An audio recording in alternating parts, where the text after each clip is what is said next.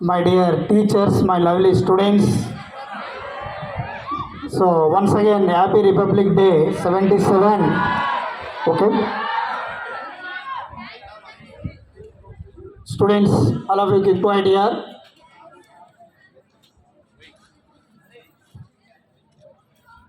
So every year we celebrate two national festivals. One is all of you listen careful now.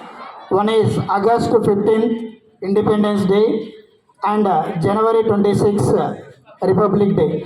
So what is the difference between August 15th and January 26th? So why we have to celebrate January 26th festival?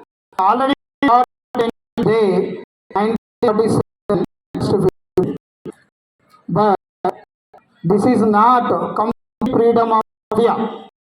So why is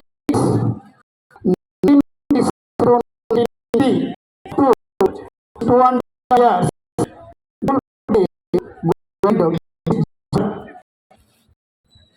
so then our leaders so till we got complete freedom.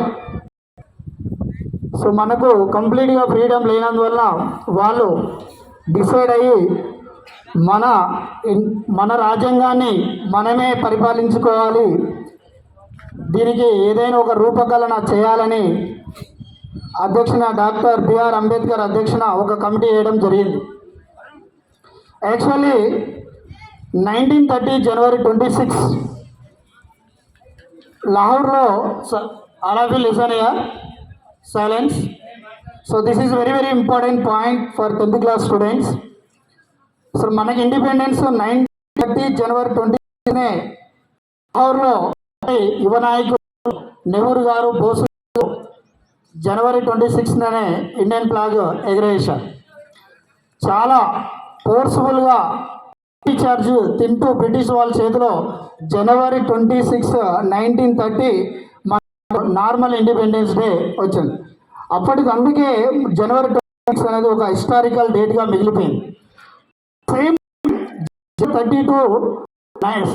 1930 to 1937 ఈ డ్యూరేషన్లో మన Indians leaders Mahatma Gandhi కావచ్చు, జవహర్లాల్ నెహ్రూ కావచ్చు, సుభాష్ చంద్ర అంతా కంప్లీట్గా British వాళ్ళకి ఒక freedom కావాలని fighting చేయడం జరిగింది. దెన్ 1937 బ్రిటిష్ గవర్నమెంట్ వెళ్తూ ఇండియాకు ఇండిపెండెన్స్ డే ఆగస్ట్ 15 ఇచ్చిపోయింది. కానీ 15 ఇండిపెండెన్స్ వచ్చిందని గవర్నమెంట్ లేదు, బ్రిటిష్ చేతిలో. అందుకు దీనికోసం చేయాలని డాక్టర్ బిఆర్ అంబేద్కర్ కమిటీలు చాలా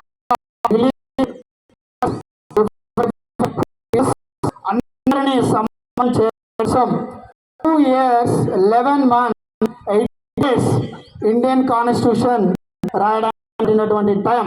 బట్ వన్ థింగ్, ఈ కాన్స్టిట్యూషన్ అనేది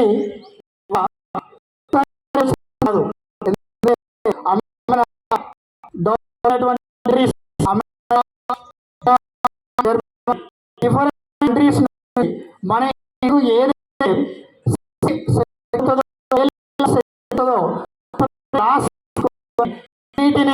ఈ 2.5 months డేస్ ఆపరేషన్లో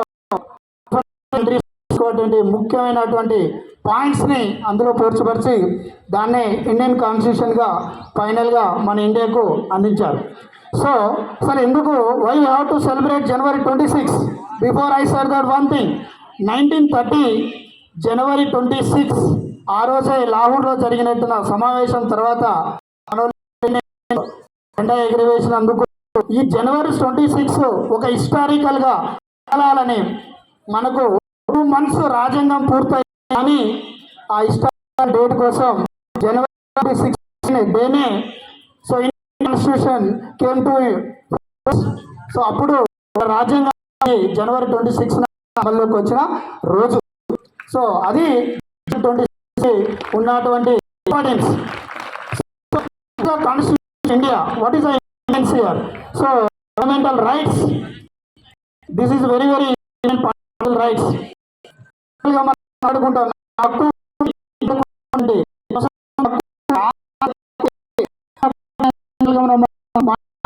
సో అన్ని హక్కులు అన్ని కలిసి రాజ్యాంగం.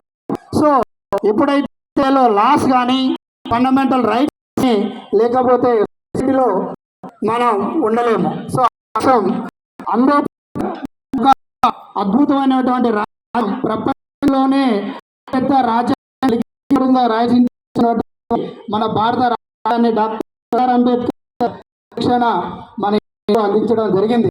అదేవిధంగా అంబేద్కర్ ఎన్నో అంటరాని తరాలకి గురయ్యాడు.